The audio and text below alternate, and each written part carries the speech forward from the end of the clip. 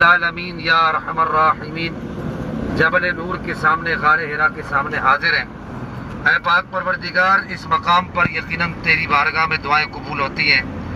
ہم اپنے ملک پاکستان میں اس وقت جو نفس نفسی کی کیفیات ہیں، ختم نبوت اور ناموس رسالت کے مسئلے کو نقصان پہنچانے کی کوشش کی جا رہی ہے، قادیانی جو ختم نبوت کے منکر ہیں انہیں ریلیف دینے کی کوشش کی جا رہی ہے۔ پاک پروردگار، تیری بارگاہ میں دعا کرتے ہیں، یہاں پر اگر تو نے کوئی دعا قبول کرنی ہے تو تیری بارگاہ میں دعا کرتے ہیں، یا اللہ نبی پاک کی ناموس کے مسئلے کا تحفظ کرنے کی توفیق عطا فرما، ختم نبوت کا تحفظ کرنے کی توفیق عطا فرما۔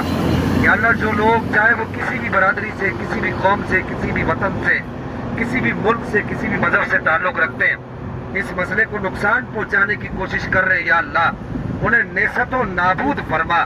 اے پاک پروردگار، مسلمانوں کو ہدایت عطا فرما۔ نبی پاک علیہ السلام کی ختم نبوت پر ہم سب کو حسب توفیق اپنی اپنی توفیق کے مطابق پیرا دینے کی توفیق عطا فرما۔ جتنے لوگ یہاں حاضر ہوئے سب کی دعاؤں کو شرف قبولیت عطا فرما۔ ہماری بہنیں، ہمارے بچے، ہمارے دوست اور ہمارے بزرگوں کے دلوں میں جو نیک تمنائیں، سب کی نیک تمناؤں کو برابری عطا فرما۔ وہاں سے چلتے ہوئے جس نے دعا کے لیے کہا، سب کی دعاؤں کو شرف قبولیت عطا فرما۔ ہمارے کاروان رحمانی کے احباب، منتظمین، منصرمین، یا اللہ ان سب کو جزائے خیر عطا فرما۔ اے اللہ ان کی حجاج کی خدمات کو قبول فرما۔